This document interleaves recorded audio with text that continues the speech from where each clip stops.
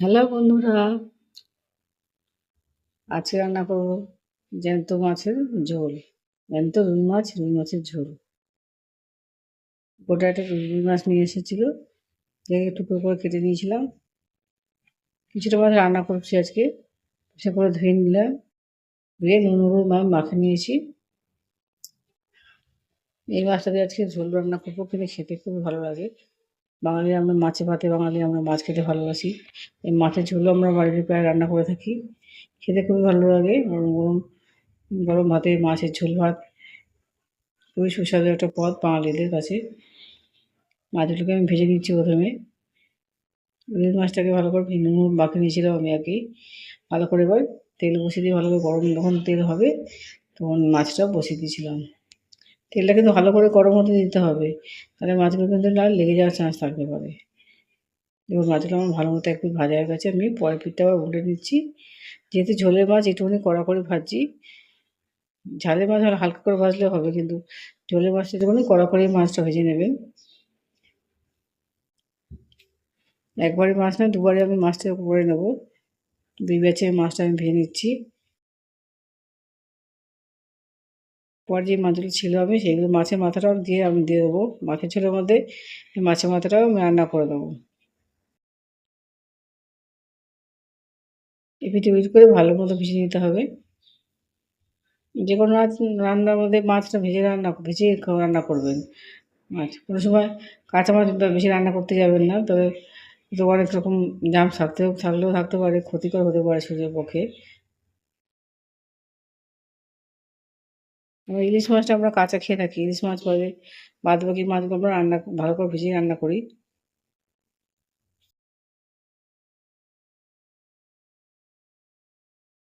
এই মাছগুলো আমার ভালো মতোই ভাজা হয়ে গেছে, আবার তুলে নিচ্ছি। আমরা সিজন ওয়াইজ যে কোনো সবজিও দিয়ে রান্না করতে পারেন। যে সিজন যেই সবজি পাওয়া যায় সেই অনুযায়ী মাছের ঝোল করতে পারেন। এখন কিন্তু ভালো কাঁকরোল পাওয়া যায়, এই সময়টা ভালো কচি কচি কাঁকরোল বাজারে উঠেছে। ভালো চাষও হচ্ছে কাঁকরোল এই গরমে বর্ষাকালের সিজনে।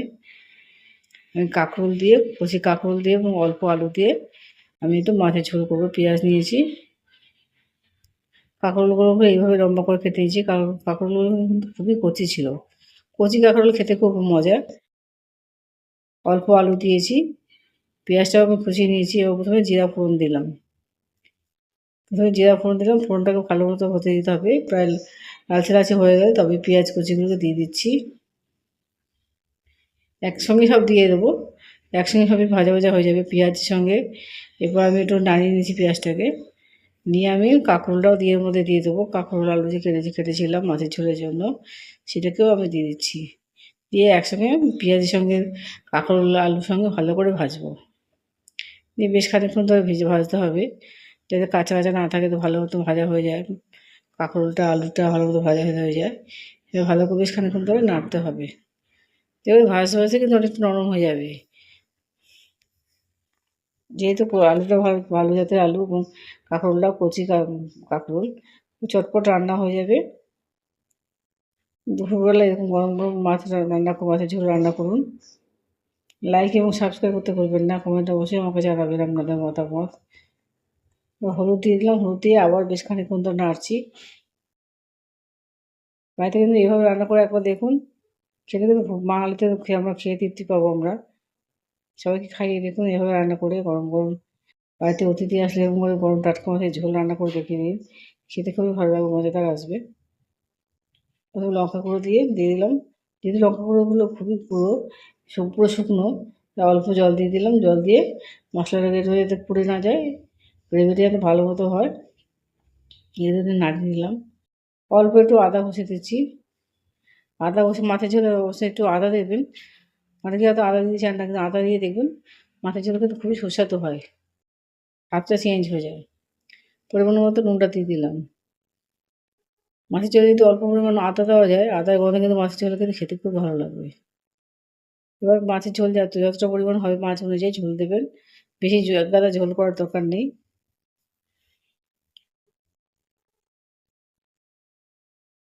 এই কাঁকরোলের ঝোলটা ভালো মতো ফুটতে দিতে হবে। দেখুন ভালো মতো সিদ্ধ আলুটা প্রায় সিদ্ধ হয়ে এসছে। এমনি ভাসে ভাসে কিছুটা সিদ্ধ হয়ে গেছিলো এবং ঝোল পড়তে পড়তে অনেকটা সিদ্ধ হয়ে গেছে। এবার ভালো মতো মোটামুটি রান্না হয়ে আসবে, শেষের দিকে এখন মাছ ভাজাগুলোকে আমি দিয়ে দিচ্ছি। কমেন্টে আপনাদের মতামত জানাবেন। এবার কিন্তু ঝোলটা একটু কিছুক্ষণ ঢাকা দিয়ে রাখবে, এই সময়টা কিছু ঢাকা দিয়ে রেখে গ্যাসের আঁচটা কমিয়ে রেখে দেবে, আস্তে আস্তে করে ভালো মতো ঝোলটা ঢুকে যাবে, যাতে মাছের স্বাদটা ভালো ফিরে আসে। রেডি হয়ে গেছে আমার মাছের ঝোল, রুই মাছের ঝোল কাঁকরোল দিয়ে।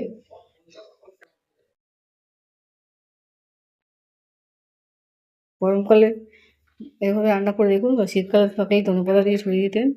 এই ঝোল খেতে খুবই ভালো লাগবে, সবাইকে পরিবেশ করে দেখুন।